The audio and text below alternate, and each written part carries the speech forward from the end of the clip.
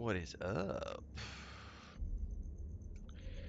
It is early on a Saturday morning, which means it's time for my normal Saturday morning routine. EVE Online. I'm really enjoying the journey so far. I've come to a interesting place because for the first time since I started playing, I don't have any skills being learned. I think they finished up a couple days ago, which means I finished the entirety of the Enforcer skill lines. Um, Matter of fact, I need to. I just remembered there's a video that I need to make because someone brought this up. I need to make sure I put it down on my list. I know I put it in my notebook. Ah, it's on my list. So someone brought this up. We'll talk about this today during the live stream, and then I'll cut it out. We'll get to that here in a minute. Let me double check everything here.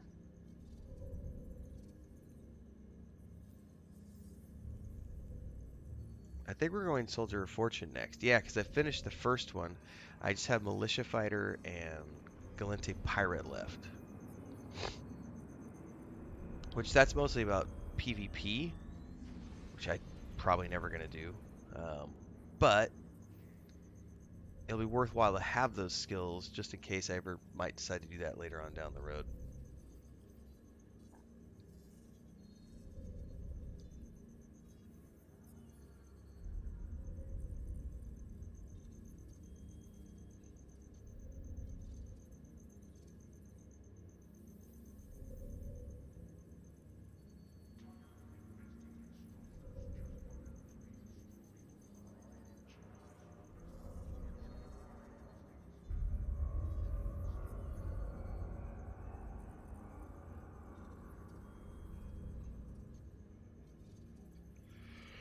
Okay, let me see here.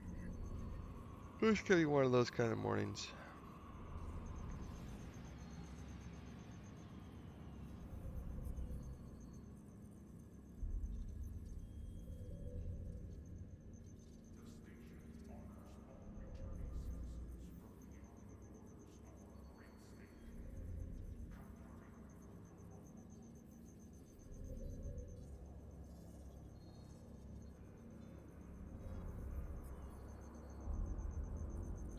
I forgot to do my dailies yesterday in Heroes of Middle-earth.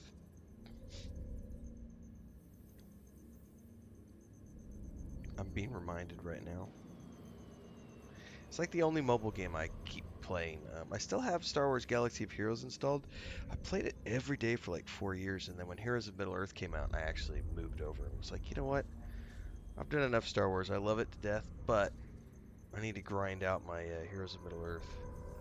And it has been a grind. Our guild has not been able to clear the third tier of the raid yet. There's, I think, 5 chapters or 4 chapters. We've made it through the first 2 for like the last month, but we haven't quite been able to knock that out.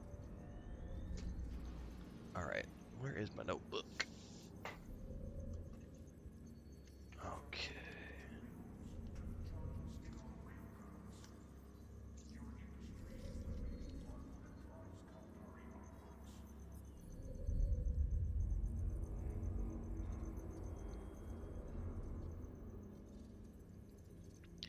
So someone brought up a very interesting point the other day when I was doing one of my videos, and they had commented on one of the reasons that these story missions have probably felt a little easy to me, because I've commented a couple of times as I've been going through this epic arc, the what is it called, the bloodstained, whatever we're called, um, and I mentioned how so far I've been able to do the missions, and there's been a couple of times when I've felt like I was reaching the top end of like the free ship that I'm in, which is this ship right here. Everything we've done in those missions has been done with this free ship, which I got from, I think it was either the Enforcer storyline. I think it was the Enforcer storyline. That initial startup mission you do for the agents, which is over here. Um, it is if you go into agents and missions, go in here. I'm pretty sure I got it from the Enforcer line that I did. Because I did the Enforcer line and I did the Soldier of Fortune line. And the Soldier of Fortune line was more geared towards teaching you like the PvP side of things, which I doubt I'll ever participate in terms of I know at some point someone's going to come along and blow me out of the sky because that's just an eventuality that'll happen in this game. But I will never actively participate in PvP, at least at this point. Like, I've been playing this game purely from a PvE solo mission standpoint. And if I keep playing it beyond my what I consider to be the 3 month block that I'm probably going to enjoy it over, which is the holidays, if I keep playing it beyond that and I decide that I want to get into that aspect of the game, I might long term. You never know. This could be the game that changes my mind on PvP, but I've yet to find a game that does it. I think the only game I'm thinking of that might do it is going to be Dune Awakening because I love the Dune IP so much. Um, I really am not a fan of survival games or PvP games, but I'm going to give it a shot because I like Dune, and we're going to see where it goes. Maybe that'll be the game that convinces me to do more PvP.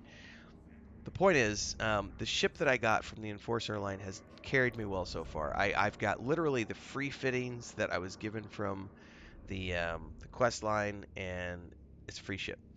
And someone said, and I don't have the comment pulled up, but I did write it down in my notebook and I put it on my list of videos to make. Was because I'm playing EVE Online as a weekend warrior, which means I don't play this game throughout the week. I play on Saturday mornings. I will occasionally jump in on like a Wednesday afternoon or something. Excuse me, and I will play for a little bit in the afternoon. But for the most part, I'm playing on Saturday mornings for 2 or 3 hours. And in between that, I've just been letting the skill trees get trained. So I think I'm 6 or 7 weeks in at this point. Um, with a couple sessions, I'm around 30-ish hours, I think, of game time. I finished the Enforcer line. This alone took like these three, and then this first one with Soldier Fortune. That took about, I want to say, about 5 weeks to learn all of those skill trees in total, with some other stuff that got injected along the way. And one of the things that I wasn't considering when I was talking about the fact that I've been able to do the story missions without really any issues so far with the ship, is that you gain all these bonuses to damage and things of that nature because of the skill training, which brought up a very good point. So I'm playing this game in a very different manner to what a lot of people would traditionally play it in. Most people, when they play this game, they're going to jump in and they're going to start playing and they're going to go through, they're going to run the agent mission, and it takes about 2 hours to run one of the agent missions. They're going to run that agent mission and then they're immediately going to jump into like one of these epic story arcs like the one we're doing here. Um, and by doing so, this is the Bloodstained Stars epic arc. By doing it that way, you're immediately jumping in, you're going boom, boom, boom, boom, boom, and you're following these missions in quick succession, and you don't actually have time to build up any skills because the skills take hours, days, and in some cases weeks to learn some of the upper echelon skill tiers. So because I've been playing it at a far more relaxed pace as a weekend warrior, I've been able to let all these skills just level up. And so if I go into my, how do I check my skills here? That's my character. How do you see your skills? Here, right here. I knew there was a button somewhere. Oh, it brought me right back to here. How do I see? Is it skill catalog? Yeah. Okay. So here it shows what I've spent skills on so far, and so I've got a lot of these tier 3 skills now, and like Kadar, I figured I've got it tier 4, um, but a lot of tier 3 stuff, and going through and getting all those skills at that level has allowed me to have higher level um, bonuses essentially, and I never thought about that. So playing it from a weekend warrior standpoint, it almost feels like, at least for the story-based missions, I might be, and this could be purely conjecture. It could be purely conjecture, but it's based on the comment that somebody left in one of my videos that because I'm playing it at a relaxed pace and I'm letting my skills um, level up so much ahead of what the normal player might be doing if they're playing, every day or 4 or 5 times a week. Um, I'm able to do the story missions at a lower with a lower tier ship than other people might be able to do it at because my skills have leveled up ahead of what most people would be leveling at if they were using the same ship. If that makes sense to everybody, I conveyed that in the manner that I wanted to. Um, it's just been a very I'm playing this very differently than I've honestly I'm playing this very differently than I've played pretty much every other MMO that I've ever played. Because most MMOs, when I play them, I'll jump in, and when I get into it, I'll play 3, 4, 5 times a week. I'll probably get up into the 10, 15 hours a week. Um, and this game, I'm only playing 3 hours a week. Maybe five. Um, Oriver says you could do the vast majority of Sisters of Eve in just a frigate. That's good to know. I've also been told, this was something I hadn't paid attention to earlier. I've also been told that as I get deeper into this and I get beyond the Sisters of Eve epic arc, which is the one I'm doing right now, let me go look at it. I've been told that as you get into some of these additional ones, is that you actually need Omega status instead of the free to play version. Is that some of these epic arcs will require, and I don't know if they were talking about these epic arcs or additional epic arcs that go beyond the ones that they're talking about here.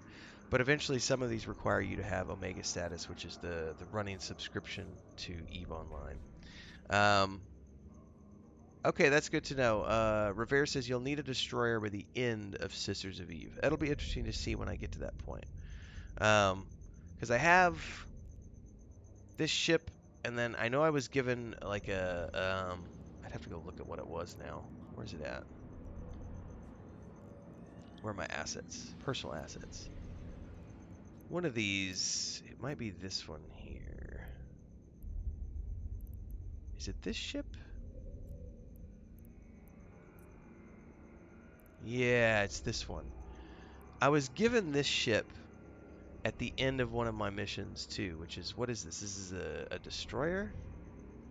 So I'm assuming I'll need to actually upgrade. I'll actually need to go to this ship. This is one of the other free ships that I got from I think this is the Enforcer line, or maybe it was the. Yeah, this is the Enforcer line, I think. But I never did anything with it because I haven't needed to use it yet. It's just a bunch of guns and no cargo space, and I've been very happy with the one that I've been flying around for the time being because it's been working for me. And honestly, it's just got it's got a little bit of cargo space, a couple of guns.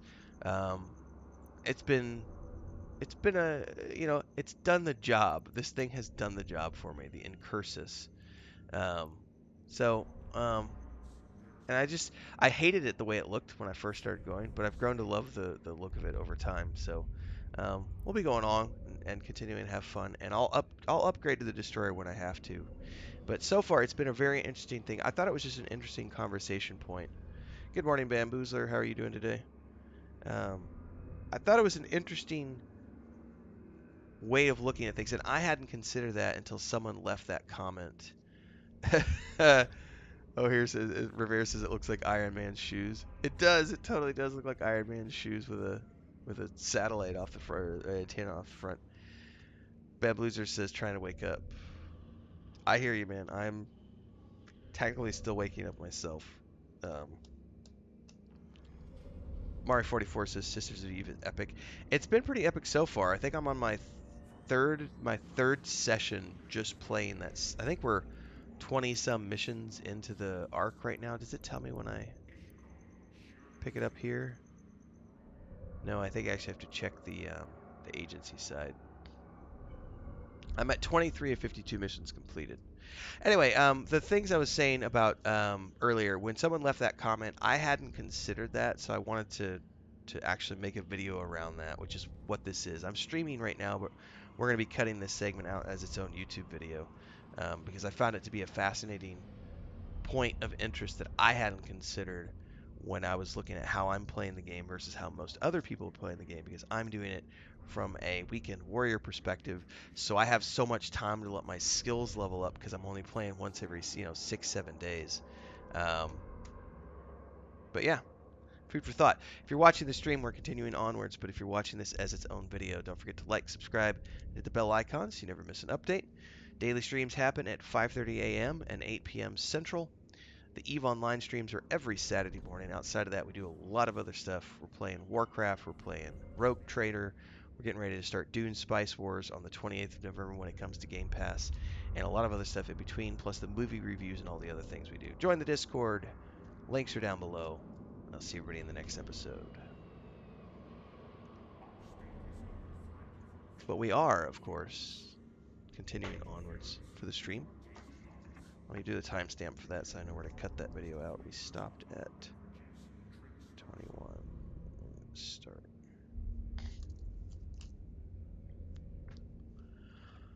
Mario 44 said, "We do some other profitable things first. Have an easy time with a cruiser." I've got plenty of ISK so far too, so if I really need to, I can go spend. How do you see how much you have? I've got 93 million ISK, so I feel like I'm doing okay in the ISK department. That could be low. I don't know if 93 million isn't a good number, but I have 93 million, which I feel is a pretty good number. I've accumulated quite a bit. All right, we're going to continue onwards, and we're also going to see, is today the day? Is today the day the trolls come out of the woodwork and blow me out of the sky? It could happen. Every day is a new day. And so many people were triggered. I laughed so hard that the autopilot episode I did on YouTube last week triggered so many EVE Online veterans that I have a feeling that some of them are going to come out of the woodwork and come after me on a Saturday morning stream just to blow me out of the sky so that they can sit there and be like, "I told you so. I told you you were going to get blown out of the sky using autopilot. I fucking told you so, you fucking noob." It's going to happen one of these days because there are some of those people got so triggered by me saying that I prefer to use autopilot. And I just accept it as an eventuality because it's going to happen at some point because some people just want to do it just to be a dick. Um, But hey, it's going to be free content for me. It'll totally turn into an episode that I'm going to make. It's literally going to be called "I Finally Got Blown Out of the Sky in EVE Online." That's going to be the name of the episode. Let's see if it happens today. So far, I think this is my 7th weekend. I haven't dealt with it yet. We'll find out. I'm going to go look it up real quick. How many EVE Online sessions have I done?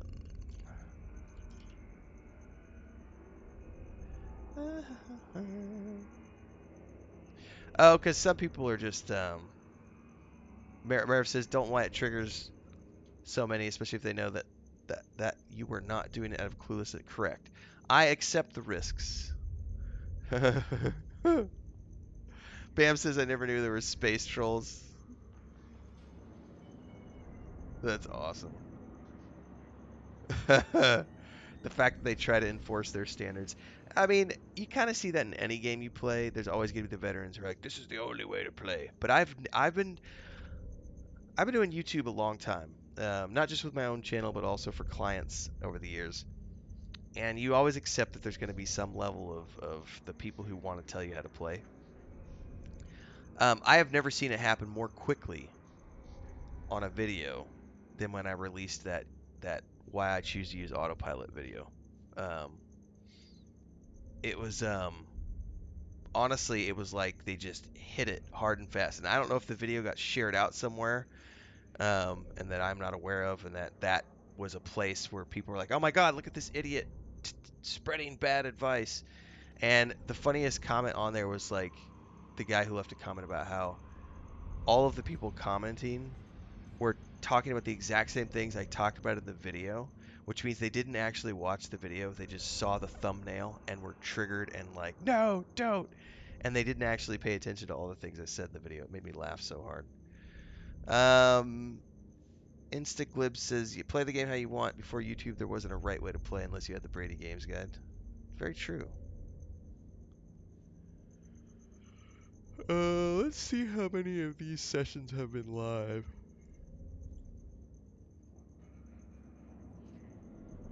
This is my 6th weekend.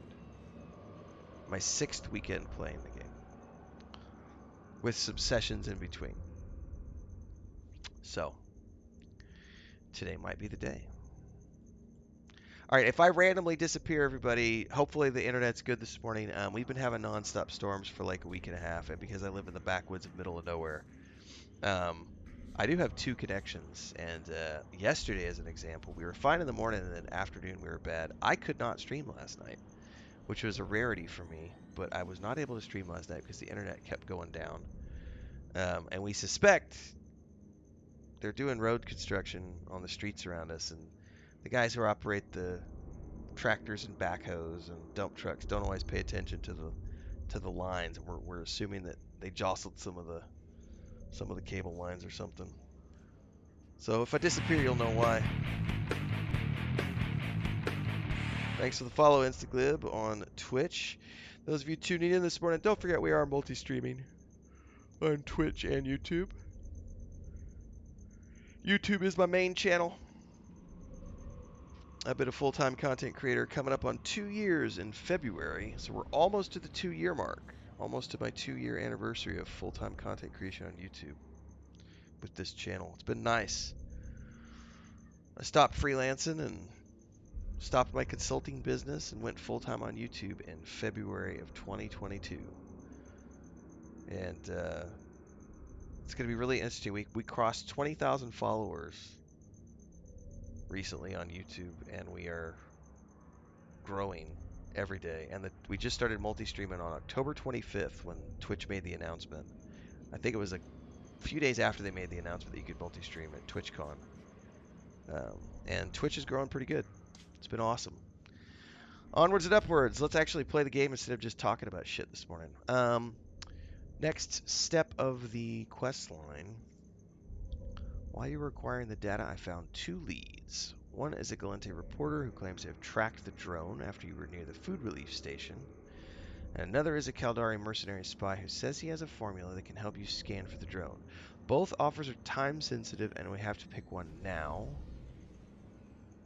I leave the choice to you. What do you want to pursue? Oh, that's the first time I've ever been presented with a choice.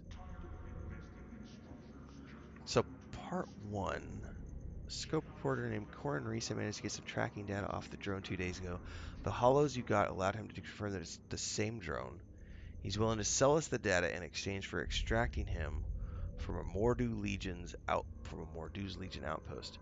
Mordu's Legion are generally an honest group, but for some reason, Racia needs to get out of there quickly. He thinks the Legion wants to kill him. Go to the outpost and extract him. So he's afraid for his life. Expect anything. Then there's the bag of blood. So each one of these looks like it's going to be a combat mission. Okay, before we get the mercenaries' help, we need to get him out of a jam. Guy goes by the name of Wolf Bergen. Yeah, it's a stupid name, but I'm willing to cut him slack. Because he's a damn good tracker. We've been all over the universe and hunted damn near everything at some point. Wolf's been all over the... Okay, you don't get that good without making a few enemies. Right now, the Serpentis wants his head in a bad way. He may be a good captain, but he's not Capsuleer. If he croaks, there's no resurrection, and the Serpentis know it. We're going to use this to our advantage. Thanks to our previous indictment, the local law at a nearby station has a sample of his DNA. Should have no government access to it just by virtue of being a Capsuleer. Bring me his DNA sample and I'll hatch my crazy scheme. Well, let's go for the second one. Let's go for Bag of Blood and see if we get involved in some combat or not. Bag of Blood objectives. Alright, let's do it. Let's accept that choice.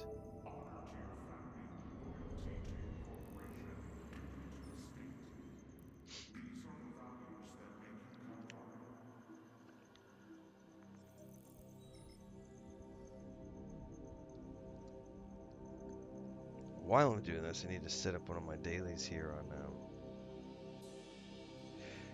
I'll look at my old laptop struggle as we load in for the first time this morning. It's like, no, the game has too many graphics. It always smooths out once we get loaded in. It just makes me laugh because I'm finally getting to the point where probably probably upgrade next year. I run these things until they die. Set destination. 2 jumps. Here we go. Autopilot engaged. Trigger warning.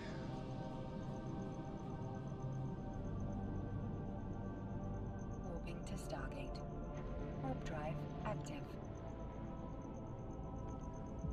I love the look and feel of EVE Online, everybody. I've been having a great time. Just, oh no, I lost connection. Why? Well, I guess we'll be loading in again. Hang on a second, everybody. Wonder what happened there. It's probably having internet problems because of the storms. You never know. Let's load back in.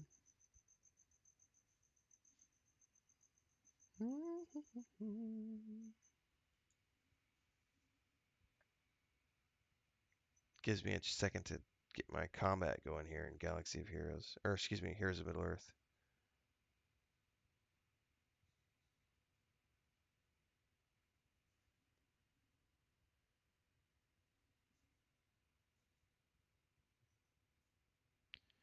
Do, do, do, do.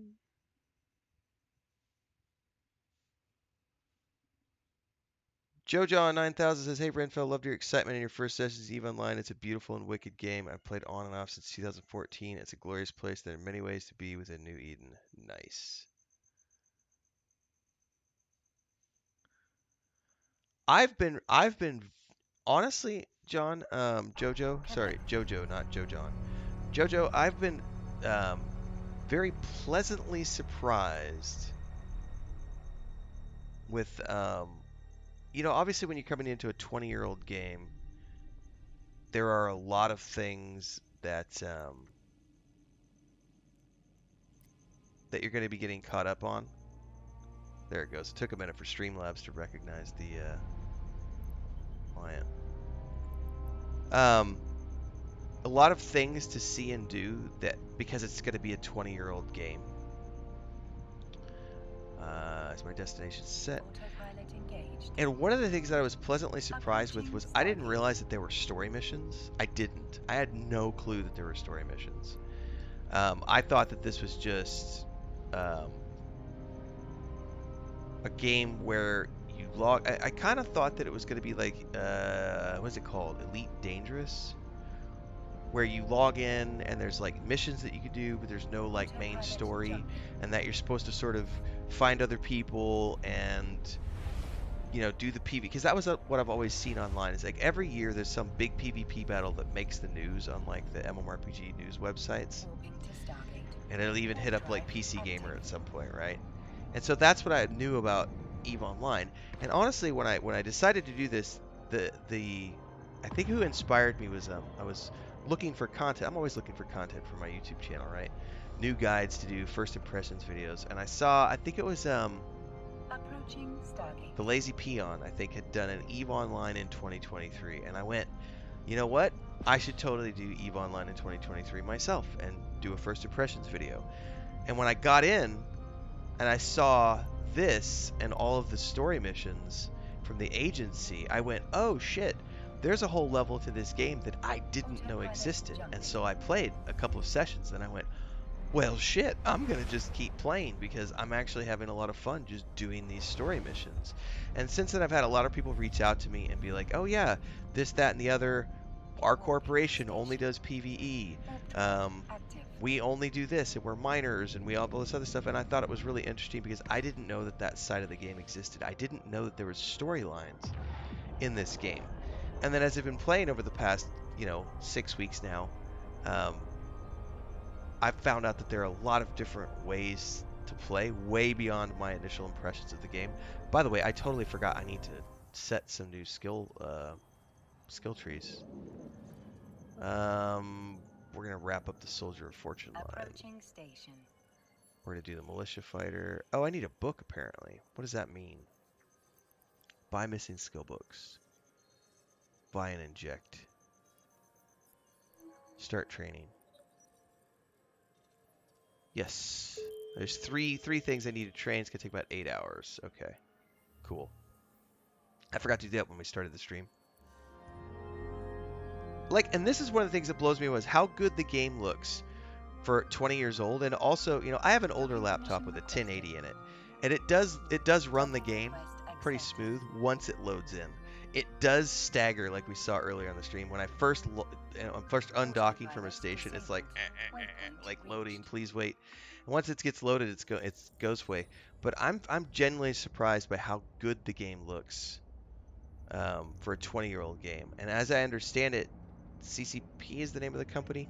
They've done a really good job at like modernizing their game as the years have gone on, which the only other company I've ever seen do it that way has been World of Warcraft. Blizzard has done a very good job at modernizing the way their game looks over the years and injecting new technology into it to keep it running great on all machines, but also to just modernize the look of it so that it doesn't look like it did when it launched. No other game has really done that. Like I play, like Star Wars: Old Republic looks the same as it did when it launched. Lord of the Rings Online has sort of updated some of their stuff over the years, but like EverQuest 1, EverQuest 2, those games have never updated beyond some character models.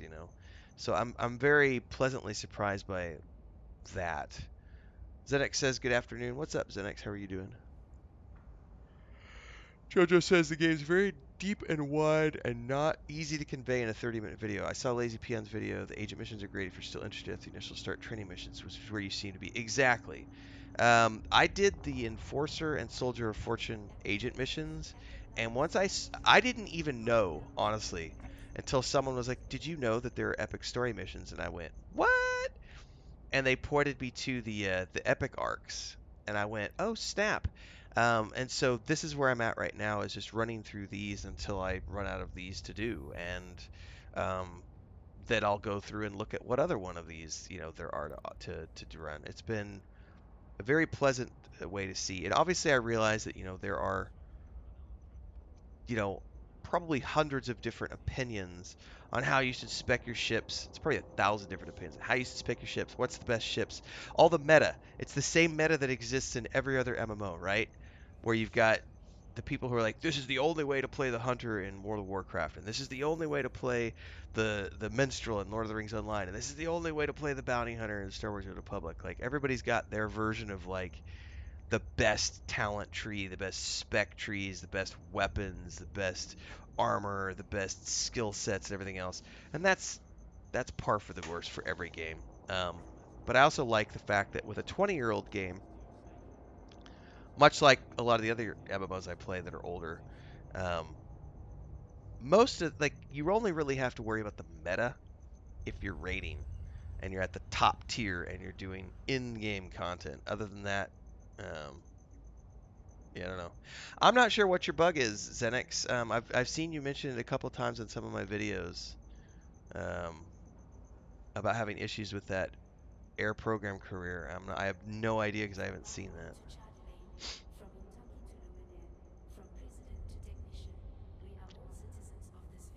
So Andre says, excuse me, is it Andre? No, it's Indire. Indire99 says, I don't think the ISK for the missions is worth the effort. Well, it's the beautiful part about being a human being on planet Earth is we all get to have different opinions.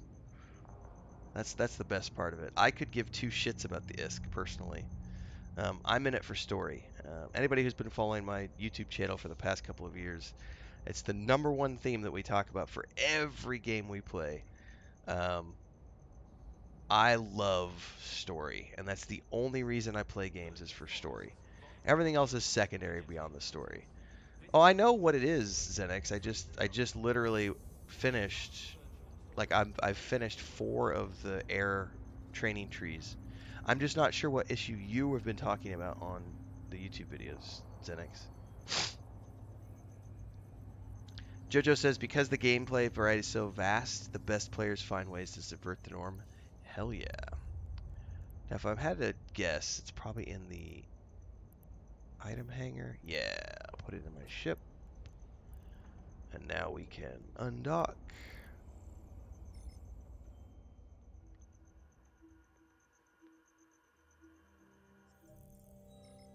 But story is always that's what I was saying earlier. I don't know if you were around for that.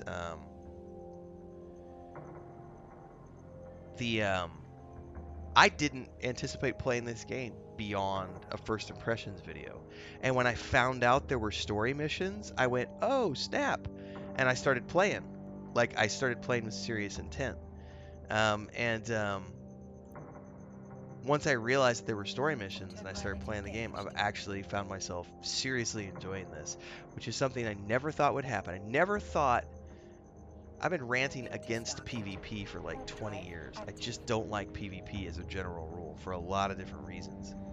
Um, this is the first time I've ever played a game with PvP and found enjoyment in it, which has been a rare thing. It's like the first time in 25 years of playing MMOs that I've found a game that is PvP specific or PvP primary where I was like, I'm actually enjoying this. Um, have I forgotten an item yet? Asked Istigib. Not an item, Approaching but I did forget Stargate. my drone. I think it was last weekend, last Saturday when I was playing. I did a mission and I forgot my drone. I forgot to pick my drone back up. And so I had to turn around and go back and get my drone. So it was like an extra 10 minutes of travel because it was like 6 jumps away or whatever. Because I totally left a drone behind. So I haven't forgot any items, but I did forget a drone. Autopilot jumping. JoJo says missions initially are about learning how to play, not about the money. Persistent, you'll win. Xenix says explorers have to scan many things they never register. Warping to Stargate. Warp drive active. Huh. Well, I haven't done any of the explorer stuff, so I don't know. Are you saying that to level up they have to explore, they have to scan things, Xenix, and they're not registering, so you're not getting the levels? Approaching Stargate. Ender Eye says Eve's got everything. Xenix says nice chill game, just lots to take in bit by bit. Yeah. Yeah, there is a lot.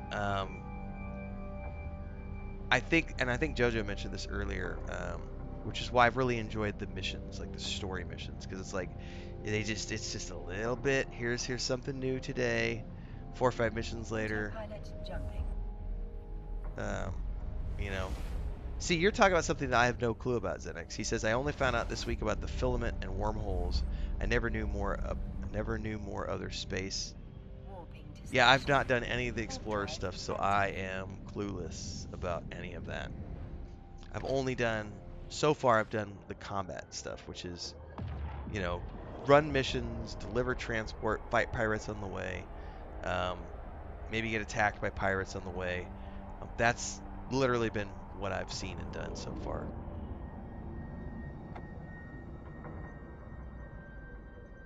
Approaching station. And that's the thing when I look at like how many expansions have been released and how big the game is. I think that's the other thing is how how vast the systems are and everything. That's sort of what the cool thing about it to me is like I'm literally exploring my tiny little grain of sand corner of the galaxy compared to the vastness of what exists if you want to dive into it. There's a Docking guy permission I requested. see. Docking He's a permission bald guy, requested. bearded. Docking request What is his name? I'm accepted. gonna go look him up on YouTube right now.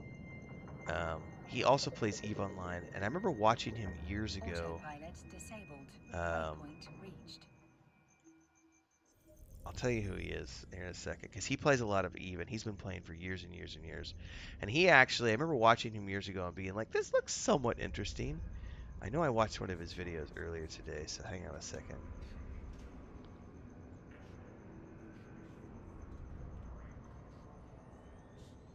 Mark E. Dragon. I know he streams, and he used to stream on Twitch. I don't know if he still streams on Twitch or not, but he's been doing Eve Online for a very long time, and I've seen him play a couple of times.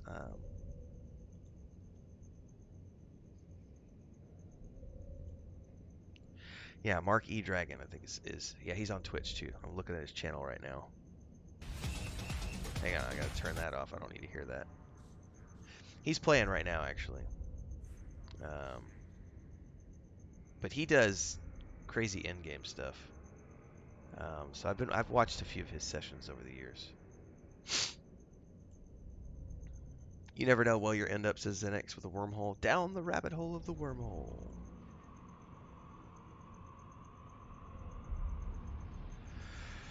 All right, let's deliver this. Always a pleasure, but the last mission you can use to complete itself. Complete mission. Let me just rush this over to the med lab. There, the body should be there in a minute. All right, the body's done. I had the techs at the cloning lab imprint Wolfbergen's DNA on one of their blank slabs of biomass. If you were to take a tissue sample, it would come back as 100% Wolfbergen. Of course, the slab is completely inert and only vaguely human-shaped, but that wouldn't be a problem once we blow it up. There's a small outpost in Arnon, and the Serpentis are convinced that Wolf is hiding out there. Take the body, fly to the outpost, kill the Serpentis if you feel like it. Your mission is to place the fake body in the outpost and fly away. This will activate the timed explosives he planted. So it sounds like this is one of those missions where I could probably ignore the combat and just beeline straight for the outpost, drop the body into the cargo, and then boogie out, and we should be good. Let's accept that. I'll be right back, everybody. I'm going to grab a juice, and we will be continuing onwards.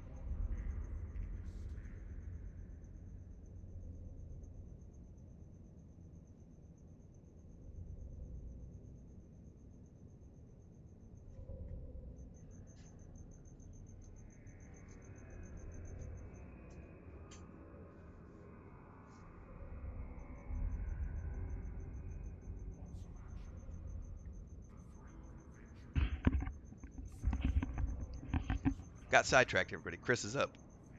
So I had to talk to my wife, and then Pippin showed up at the back door, so I had to go feed a couple of cats. And then Chris is out doing feeding the chickens and everything. And we were talking about breakfast, so I took some sausages out, some beans. I'm gonna cook breakfast when I finish the stream here later on. All right. Zenex says, to be fair, I should stop playing EVE Online. I'm still in Act 1 of Baldur's Gate 3. I blame Renfail. To be fair, Baldur's Gate 3 is also a massive game. Welcome to the YouTube channel, Chister Rolf. Churster? Churster Rolf. Don't forget we are multi-streaming on Twitch as well. So you can choose where you want to watch. If you like what you see today, everybody, don't forget daily streams 5:30 a.m. Central, 8 p.m. Central. Twice a day. We usually do about an hour and a half, 2 hours in the morning, and 2 to 3 hours at night. And then in between that, I publish five or six videos a day on YouTube.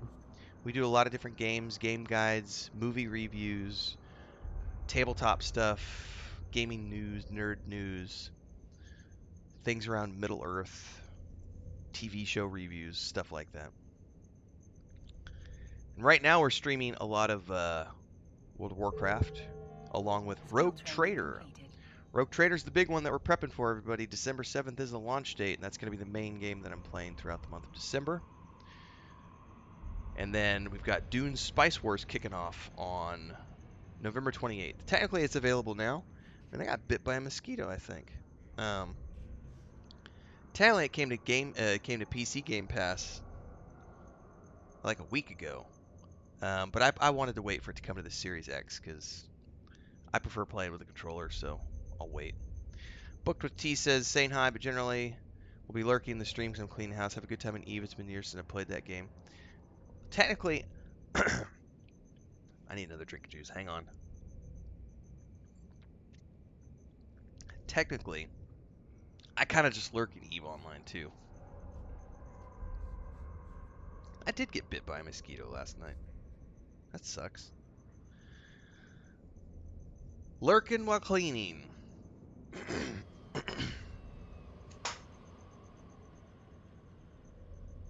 All right, let's do this mission. Let's do this mission. I think I have to make a beeline.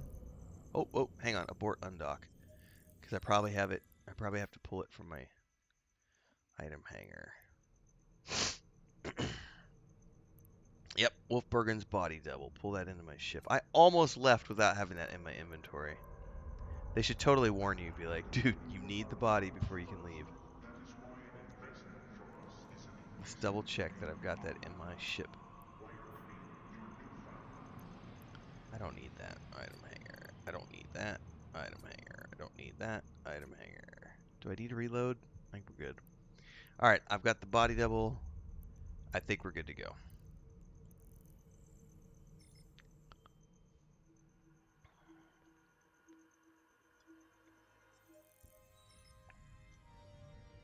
Man, I've been on this,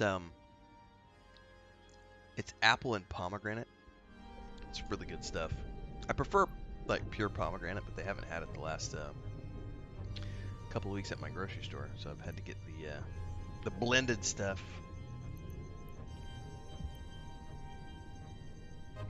Warp drive active. I think today is day 9 of no coffee. It might be day 10 of no coffee. Trying to go 1 month without coffee, and then I'm going to ease back into it. But it was rough going from 2 liters a day, like 10, 12 cups of coffee a day, down to like nothing, going cold turkey like that. The first 2 days weren't that bad, but day 3, 4, and 5, holy shit, that was brutal. And then last night, Chris made an espresso, and I was just like, I could smell it like a mile away, and I was like, oh my god, I want one. All right, we need to, where do I have to deposit this? Planting the body. There's a small outpost.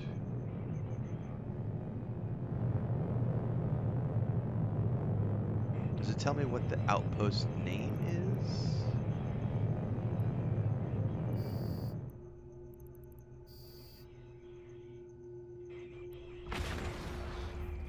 Is that the hideout that I go to? I guess I'm assuming that's where I'm going to.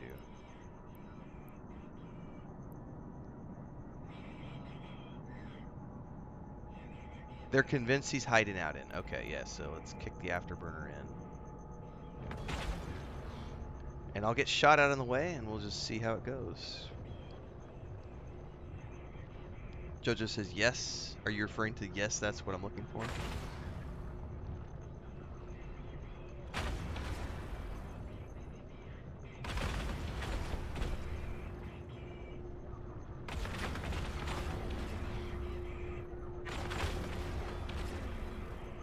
Oh, those are passive. I forgot.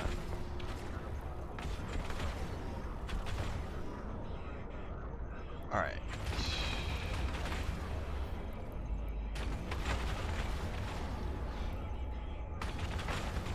All right.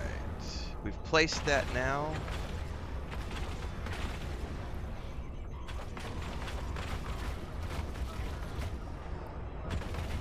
Okay. Now is it going to blow that place up?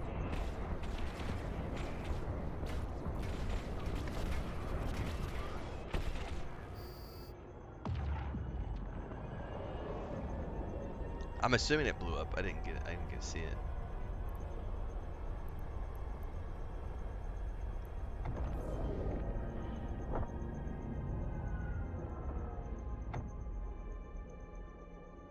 Docking permission requested. Docking request accepted.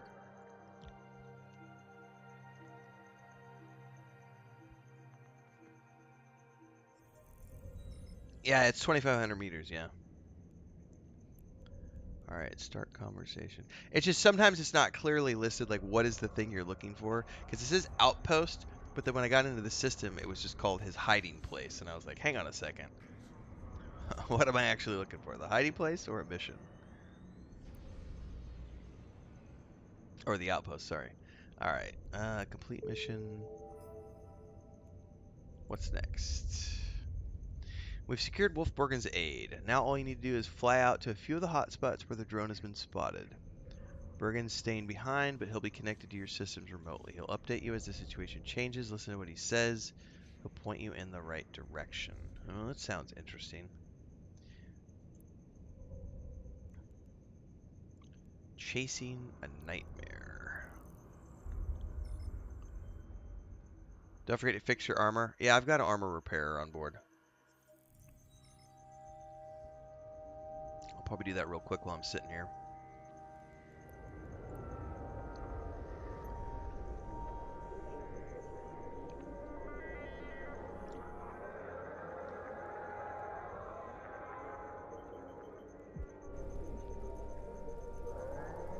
By the way, is there any way to set the auto zooms? Like when I come out of a station, usually it's zoomed way far out and I have to manually go in. Is there any way to set that level so that it's always like this close, you know?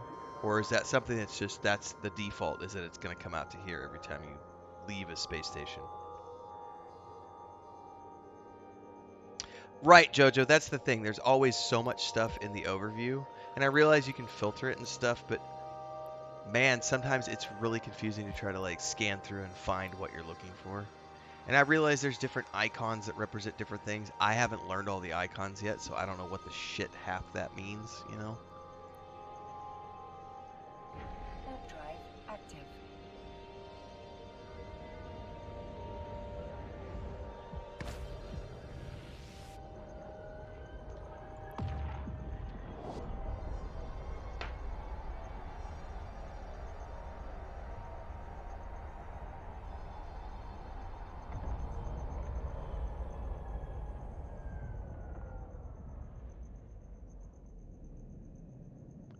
Need to activate the acceleration gate. It says, looks like I missed the party. Something was here, but it's faint. Take the acceleration gate. Okay.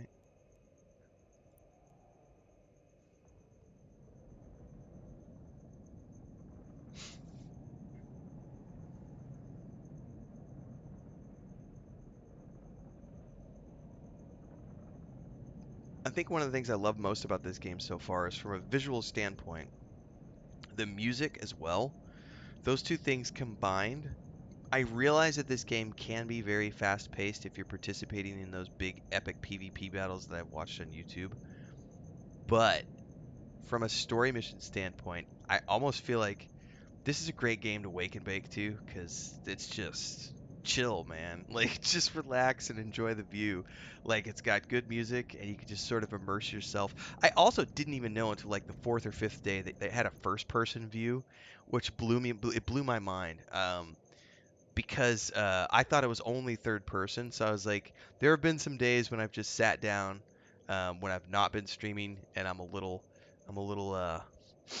enjoying my morning sessions, and I've just been kind of like not in a point where I want to talk to anybody. I just kind of want to stare at the screen and see pretty colors and listen to music. And first person has been absolutely Warp drive enthralling. active. Um, to just sit here and be like, I'm in space.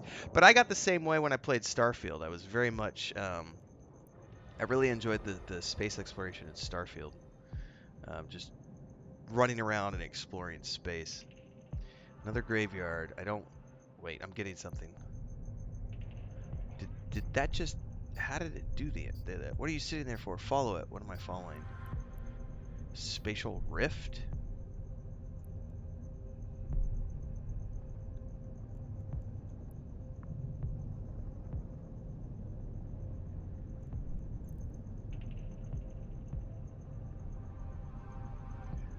That looks cool as hell. It also makes me super paranoid. Like, what are we gonna. We're jumping through a spatial rift? That doesn't sound like a healthy thing to do. JoJo says it's a mini jump gate. Take it. Go, go, go.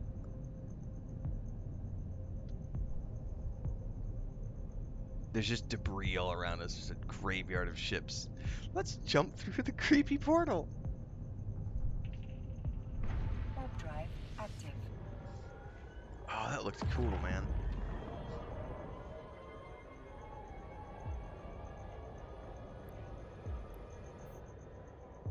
What is that? Holy shit. There's another rift.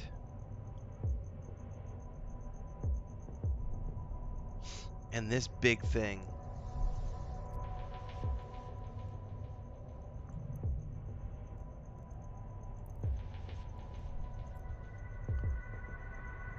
I'm assuming we're going to the next spatial rift.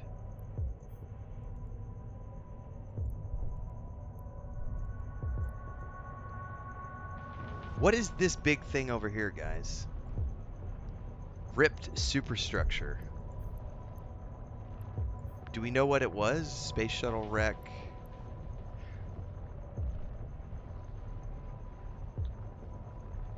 Oh man, that thing looks dope. Yeah, dead station.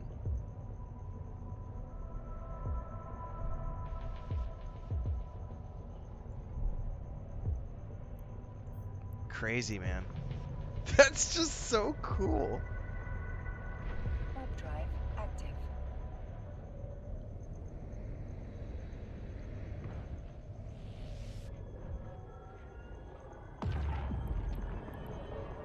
That's the other thing too. I think for me, playing Eve Online for the first time, is that's what I'm after right there. The mysterious drone. Oh no, he jumped again.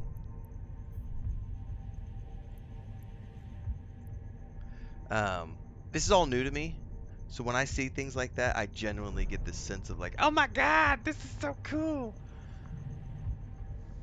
Whereas a lot of other people are like, I've seen it 20 million times. It's like when you're playing like Elder Scrolls Online or something, and you go in and you're doing like a dungeon with randos, and I'm like, I'm over here enthralled by like the painting and the bookshelves and the spider webs. And I'm like, is there anything clickable over here? What is this book? Oh, there's 6 pages of dialogue. Let me read it. And meanwhile, the rest of the group is like beelining for the objectives because they've done the mission 50 times. They don't really give a shit. They're like, we got to get our dailies done. All right, I've lost the signal, whatever that thing is. It's hightailed it out of there. It's okay. I got enough, Daddy. Excuse me, guys. Excuse me. I know how to track it. With this, we should be able to pinpoint its exact location. Come on back. So I could complete it from a distance if I wanted to.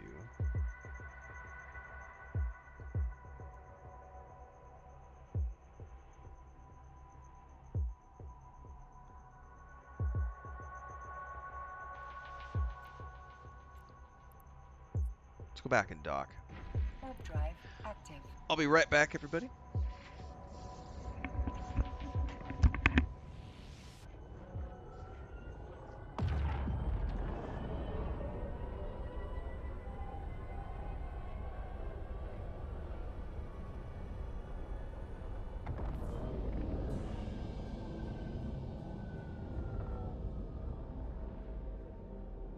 Docking permission requested.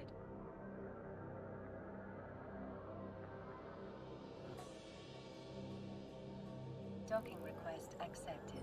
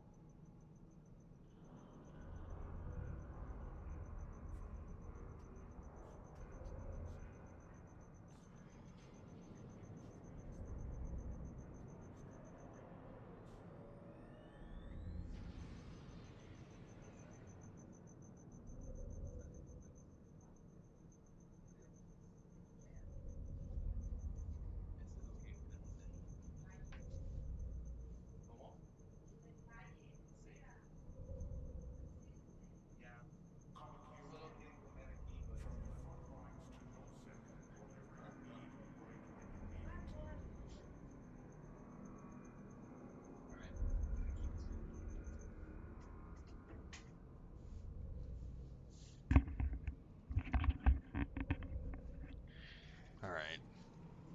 Let's see here.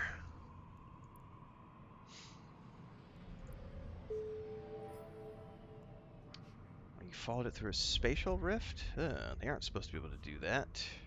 So drones aren't supposed to be able to travel through rifts. Dun dun dun, the plot thickens. Based on the data you've provided me, I was able to locate where the drone and its swarm are heading. A place called Arnon. Do whatever it takes to destroy it. Ooh, combat mission. Means I'll probably get my ass handed to me.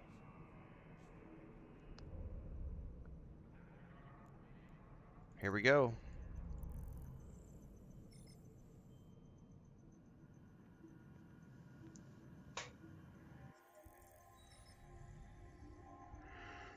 Let's go see if I die a million deaths. Warp drive active.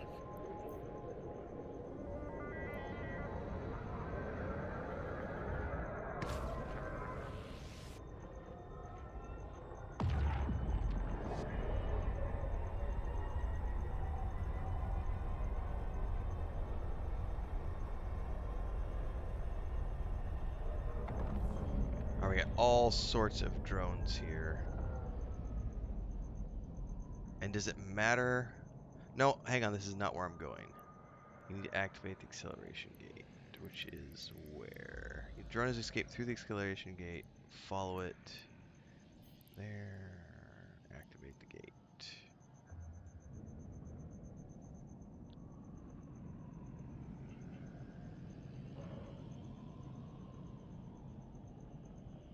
So one of these days I'm going to have to learn what all these icons mean. That's a problem for another day. Oh, never mind. Jojo literally just mentioned what was on my mind. A list describing the icons you see in the overview and in space.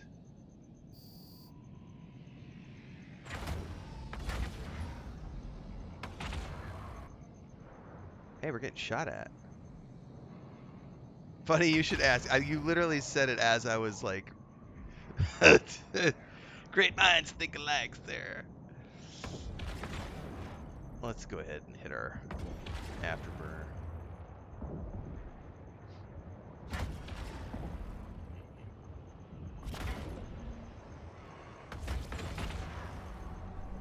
Oh, that's my shields, not my armor. Herpa derpy.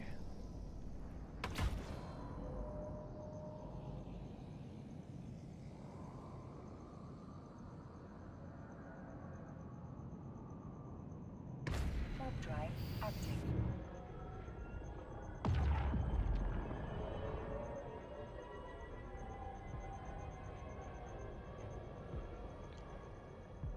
Do I gotta do through another one? Follow it. Alright. There's another acceleration gate. Go. So I guess this is all about taking fire as you follow, wearing you down for the final battle.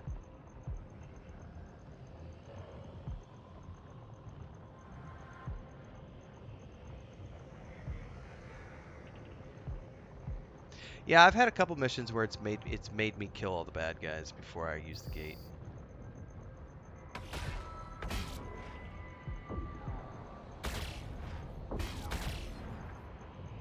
Warp drive active.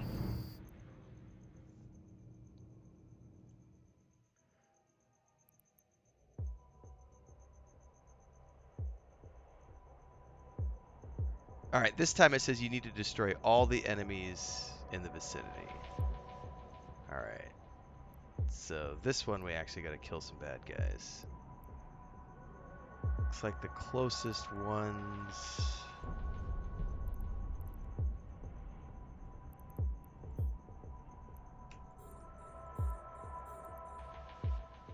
Got to get closer. All right. Here we go.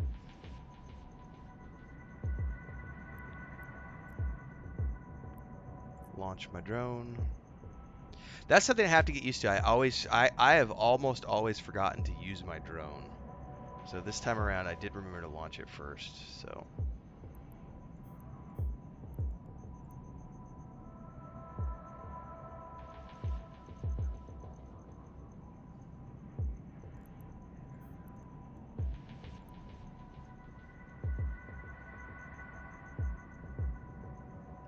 don't let me forget to pick up my drone before we warp out of here, because I've done. I don't want to repeat that mistake.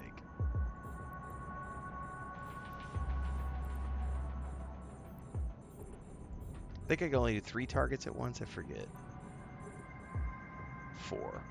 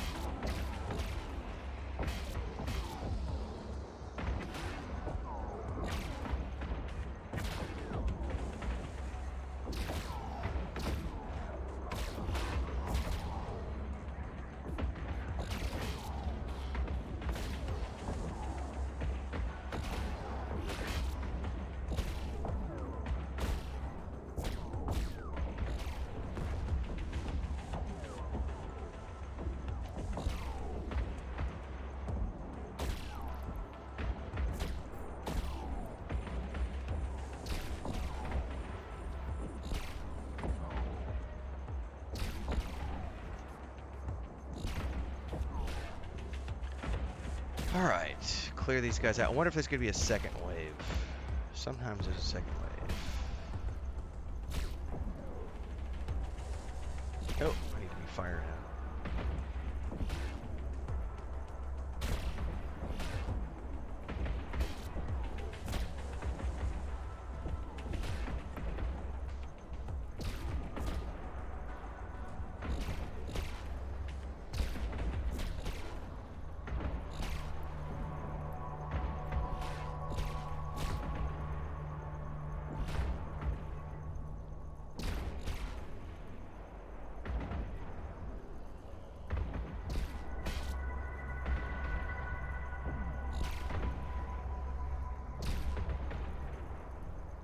I could definitely notice a difference. These are definitely tougher enemies than the ones I've killed before, because these have like more shields and everything compared to the things I've faced in the past.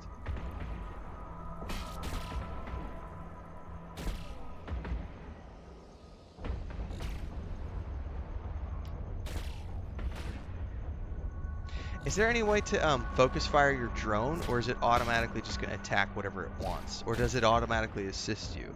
I don't know enough about drones yet. I just started using them the other day.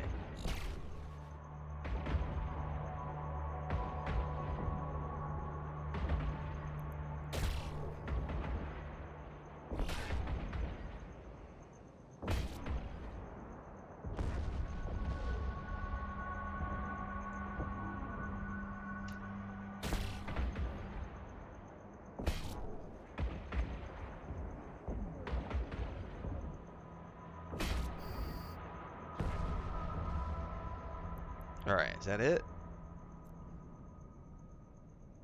Return to drone bay. Select an enemy and press D, perhaps? Okay, I might check that next time we go into a combat scenario. Alright, what's next? Is that it? Oh. Warp drive active.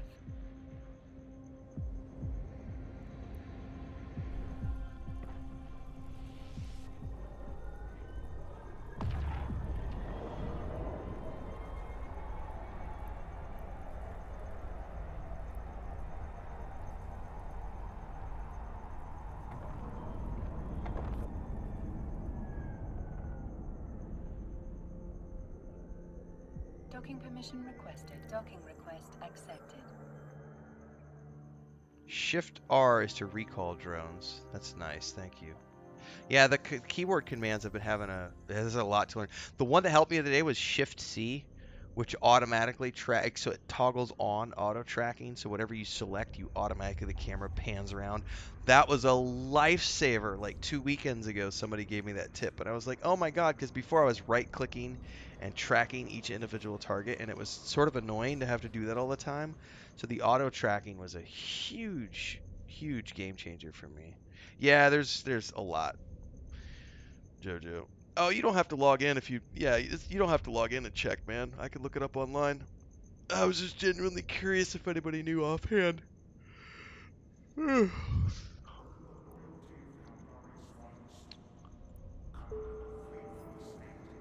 All right. I can't. He's supposed to be dead. Are you telling me Dagon's been alive this whole time?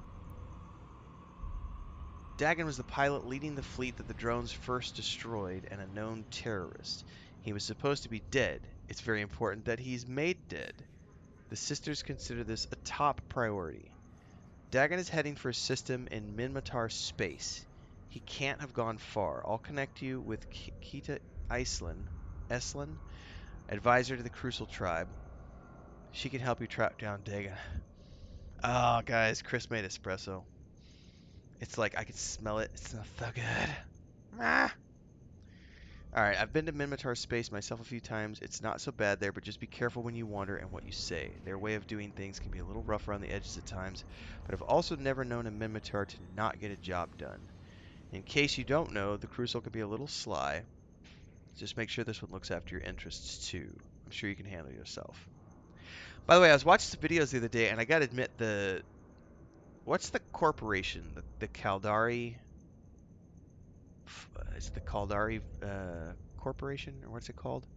Their ships look way cool. Like it's like looking at like the ships from Halo or any of the other like military-based ships that you'll see in shows and other games. So at some point, I'm probably gonna start an alt just to go see what kind of ships I can get from those missions. Um, just because it's obviously there's the same missions essentially, but different ships and different looks. I may go try that at some point. But I really like these because you get the drones. That was one of the things that appealed to me. Also, the roleplay perspective of the Galente was like, fuck the law, you know.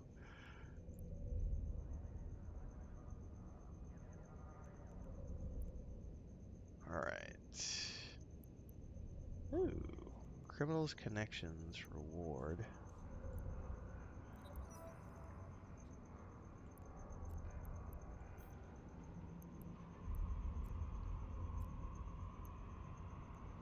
Project skill, please. Add to queue.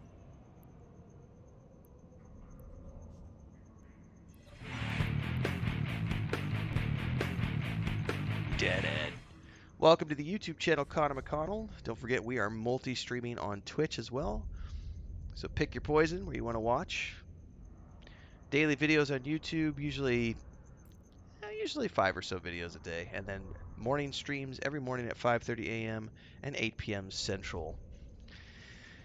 And if you like what you see here today, folks, you want to support, if you're on Twitch, super easy. Bits, subs, cheers, all those good things. And if you're on YouTube, super chats, memberships, super stickers, all those good things. Keeps me on the air full time.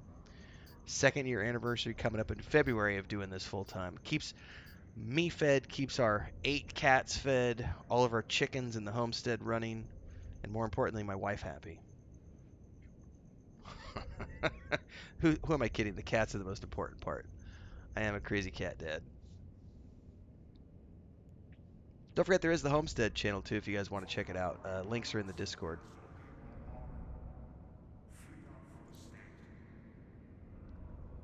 All right, we need to travel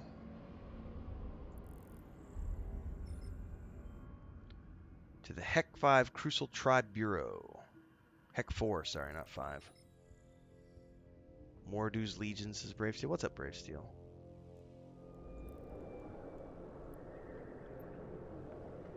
Holy shit, 13 jumps? Dude, we got a journey to make this morning, everybody. That is a... We're going a little bit this morning. All right. Well, let's see what we see along the way.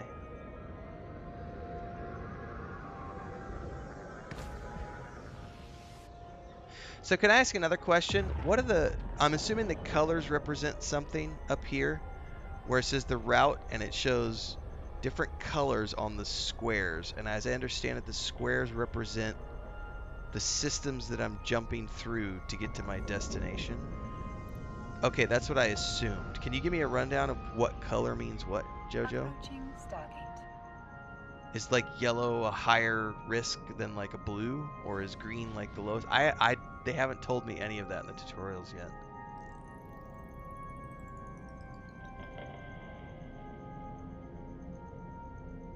Oh, there's an online chart? Okay, perfect.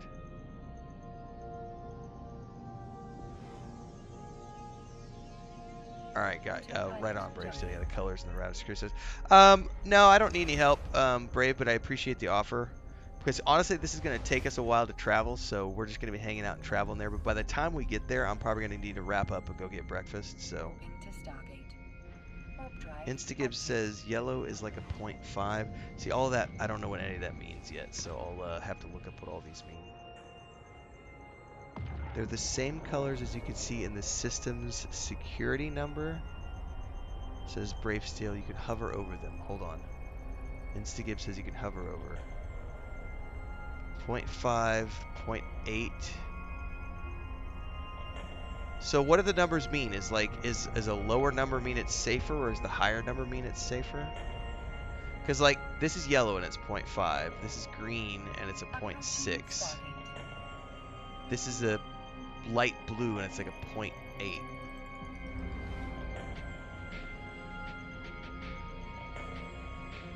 That's a 0.9, dark blue.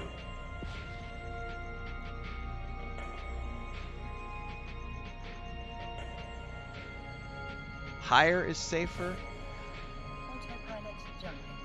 So like hang on. So like a 0.5. Just hang on. Let me wrap my head around this. So a 1.0 would be safer than a 0.5, is what you're saying?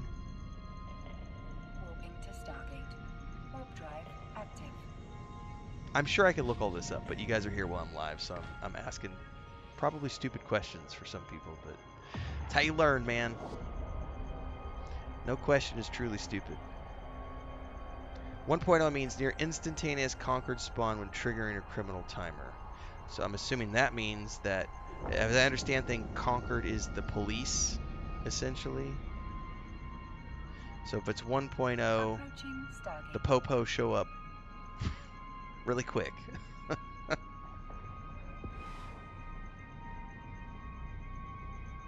And if it's a 0.5, it's gonna take them a while to get there because you're in the ghetto, man.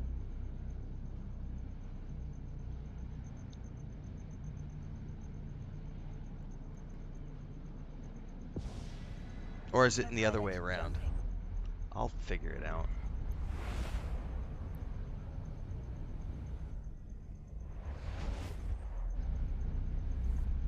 Oh, so 0.5 will take 12 or so seconds for Stargate. Concord to spawn. Warp Anything drive below active. 0.5 will have no Concord spawn on criminal actions.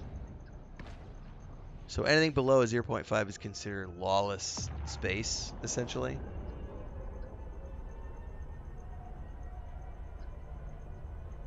They're like, yeah, that's the ghetto ghetto. We don't go there. It reminds me of when I went to Colombia in 2011 for a work trip. I was down in Approaching Bogota for 3 Stargate. months doing a travel guide. And when I got there, met up with, it was living with some locals and had a great time while I was there. One of the first things everybody told me was that the city is structured in strata. So they have a tier structure to the city in Bogota. And it basically goes from level 1 to like, I think at the time it was level 5. So level 1 is like where all of the like movie stars, musicians, actors, politicians and stuff, they live in the level 1 strata. Level 2 is like all of where like wealthy upper middle class live, and then level 3 is like the middle class. Level 2 is lower class, or excuse me, whatever, level 4, and then level 5 is like the taxi drivers won't even take you to level 5 after a certain time at night. Like they won't go there between like 7 o'clock at night and like 7 o'clock in the morning because it's so dangerous in those far outskirt areas because like there's no police presence and it's just the ghetto. And I found that to be extremely fascinating because I was downtown in a high rise, and in like the level 2 area. Approaching And Stargate. to be told that the taxi drivers won't even go to the level 5 districts after dark, and it was like, wow, all right, that's legit. That's legit. Shitty place to live, in other words. Brave still says between 0.4 and 0.1, it's still space owned by empires that will have sentry guns to respond to criminal actions near gates and stations. 0, is the true lawless space. The only Autopilot sentry guns you'll jumping. find are near the sparse few NPC stations in very specific areas. Cool.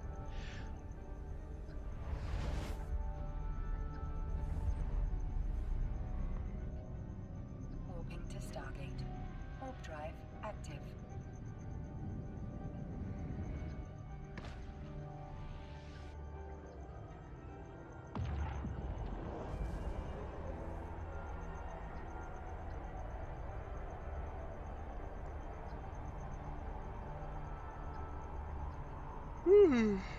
Let me go check something over here.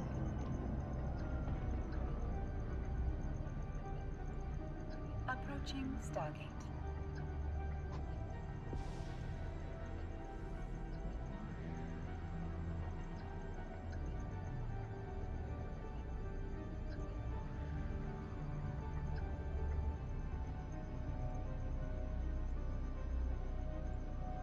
Autopilot jumping.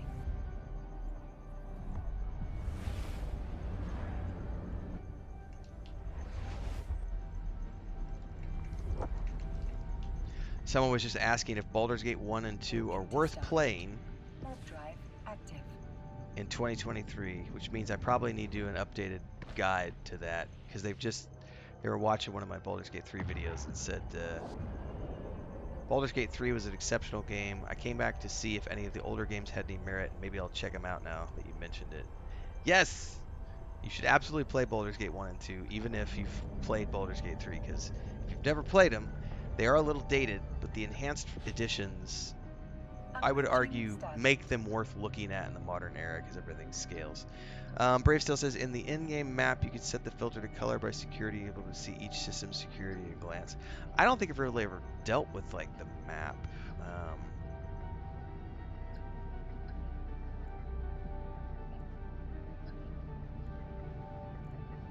I don't even know what you mean by in-game map. Are you talking like a system map? Like, I know at Autopilot some jumping. point when I was looking around, I remember I clicked on one of these buttons and it brought me into like a tactical view of like the systems or something. I'm gonna click it. Like this or To something? Stargate. Warp drive active. I don't remember. That's a thing for another time. But you can set the filter to color by security. That's good to know. Well, so far, I'm literally just whatever the mission tells me to do is where I go, and whatever route it can. So here's a good question: if you have a mission and it tells you to go from point A to point B, it's automatically assigning me a route. Can you assign yourself your own route Approaching Stargate. if you've decided that you wanted to take a safer route? Can you do that, or is it or do you have to take the route that the mission gives you by default?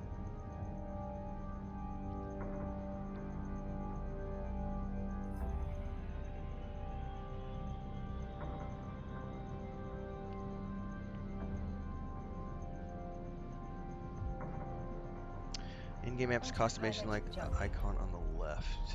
Aha! InstaGibbs says you can make your own routes. That's good to know. Warping to Stargate. Warp drive active. Okay. Oh, and you can totally see 0.4, 0.8, 0.5.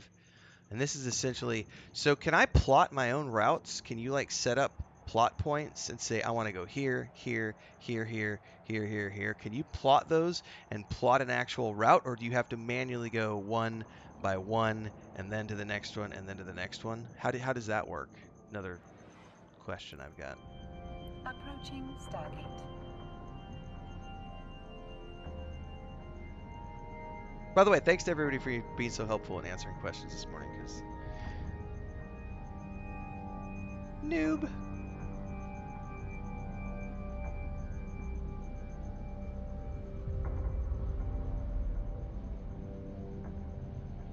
Autopilot jumping.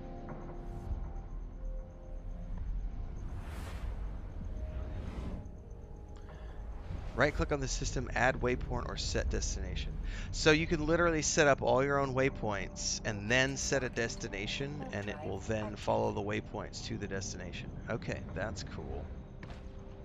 Okay, Instaclip says you can make a list of waypoints, just keep adding waypoints.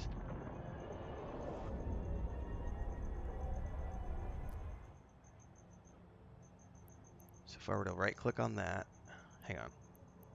Right-click, set destination, add waypoint. Oh, that's brilliant, guys. Thank you.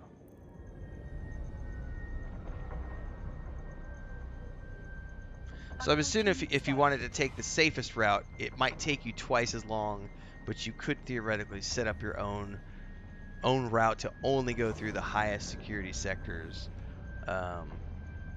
It just might take you, 10 times longer because you're being very specific about the routes that you're taking. Okay. Autopilot jumping. Brave Steel says if you click on route on the left where it shows your route, you can further tune the autopilot and route calculation settings. Instaglib says, yeah, or stop by somewhere you want to go on your way to another mission. Active. Hang on. Let me look at this over here. If you click on the route on the left where it shows your route, you can further tune.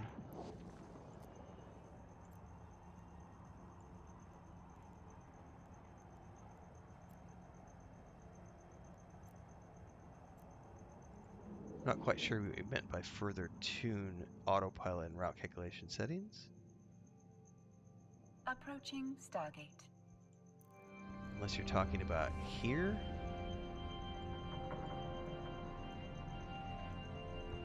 It's all good. Well, if you get sidetracked, in other words, by a tourist destination, like, let's go take some screenshots over there. Stop off and then just resume your journey.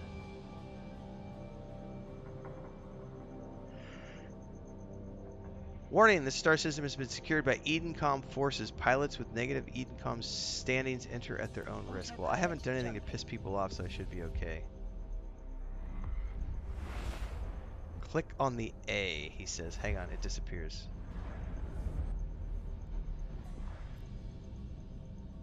Aha! Warping to Stargate. Warp drive active. Aha! Prefer safer, stay in 0.5 to 1.0 where possible, or prefer shorter, ignore security status, prefer less secure, set your own security penalty, include jump gates in route, avoid systems where pod killings recently occurred, avoid Triglavian, I don't know what that means, avoid Edencom systems, don't know what that means. I just got a warning for that, but I haven't done anything to piss anybody off. Holy crap, this I've never seen one of these before. What is that? Is that like another type of gate? That thing looks cool as hell, man.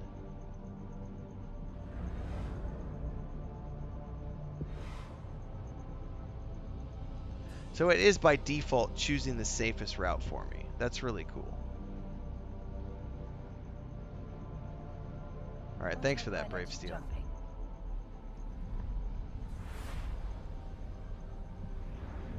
Man, I'm learning all sorts of new stuff today. That's awesome. Now the question is, do I remember all of it next time I play? Warping to Stargate. That's the Minmatar Warp gate drive style? Dude, that was cool, man.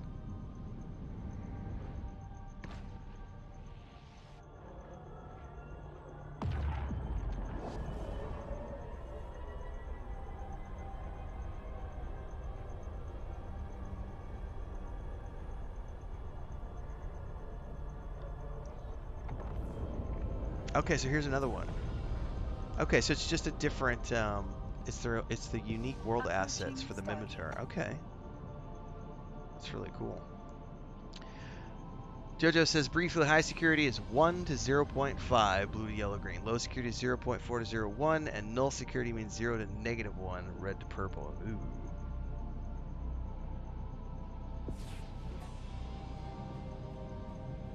Well, hopefully I'll never have to go to 0 or -1. Well, honestly, if I'm letting the autopilot choose it for me, for the most part, it should be sticking to safe places. That's a further reinforcement of. Warping to station. Is that a website, Warp Jojo? drive active. Eve Uni.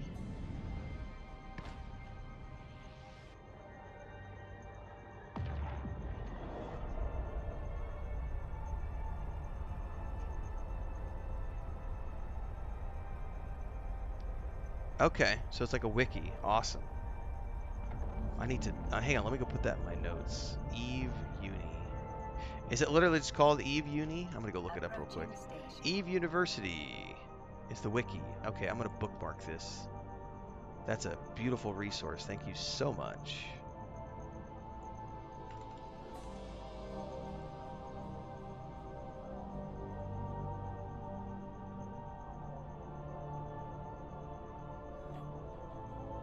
Docking permission requested.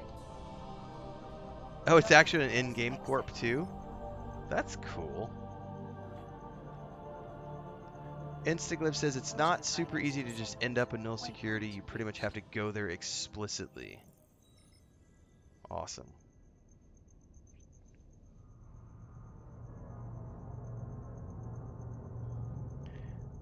All right, let's report in.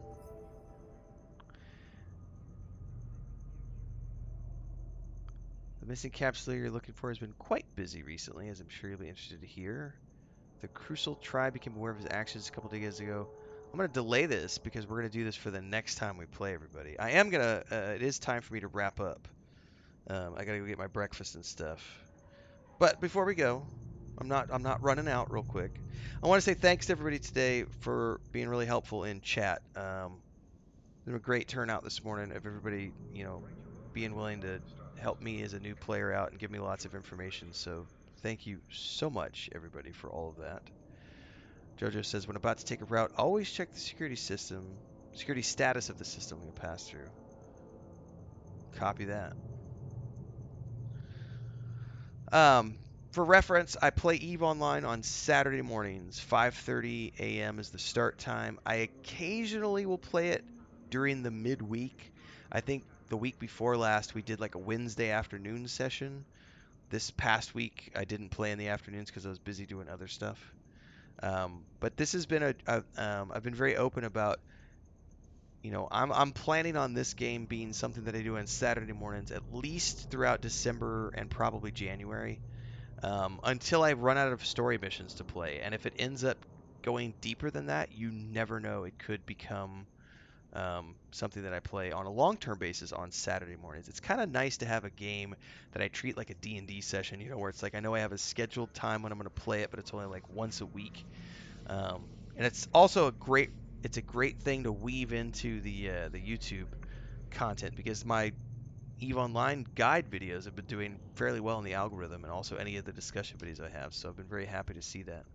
Bamboozler says, thanks. It's always a pleasure to watch your content. I appreciate that, Bam.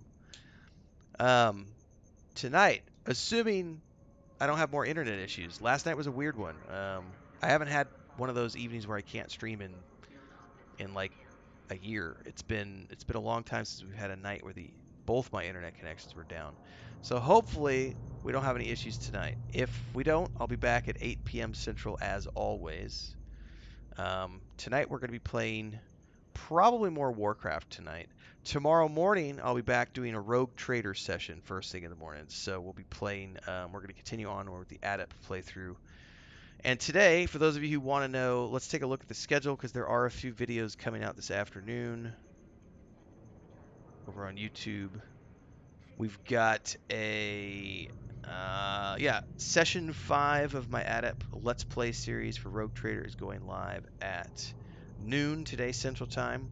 And then I've got a movie review coming out at 3 p.m. Central, which is Paycheck, which is a 2003 movie. It's a John Woo film with Ben Affleck and Uma Thurman based on a Philip K. Dick short story. Chris and I watched that the other day. I've seen it before. She hadn't seen it, so we watched it together. We watched the 2004 King Arthur movie 2 nights ago, so I'll get a review up for that soon. I've been taking Chris back through watching a lot of my old favorite fantasy and science fiction films because she hasn't seen them before, um, and putting those up on YouTube in the movie reviews, so expect more of that. Those are the two videos that are coming out today, and then after I eat breakfast, I'm probably going to sit down and do a couple more. So there might be something that's not on the schedule yet that comes out today, but those are the videos that are scheduled out for today, and then we'll be back at 8 p.m. tonight as always. Thanks so much, everybody. Remember, if you're here and you're new and you're on YouTube, like, subscribe, hit the bell icon. If you're on Twitch, just click the follow button. It's super, super easy. If you want to support, keep me on the air full time. Bits, cheers, and subs on Twitch, super chats, and memberships over on YouTube. And if you're a member, don't forget the private member videos. We do a few of those per week. We're working on a new fantasy and science fiction novel with our members.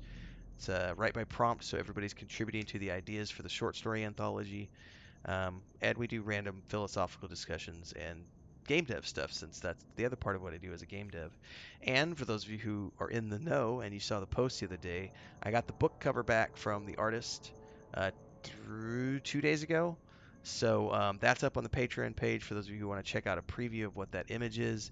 We'll be using a snippet for the digital cover and then the full wrap, obviously with the print and hardback. And we've got a question up in the Discord for those of you who are paying attention to that project about whether or not we should do how do we do the print versions, because we could do print on demand or we could do a Kickstarter. There's lots of different things we could do. We don't have to do a Kickstarter because the book's already done. The tabletop's been out for a year and a half.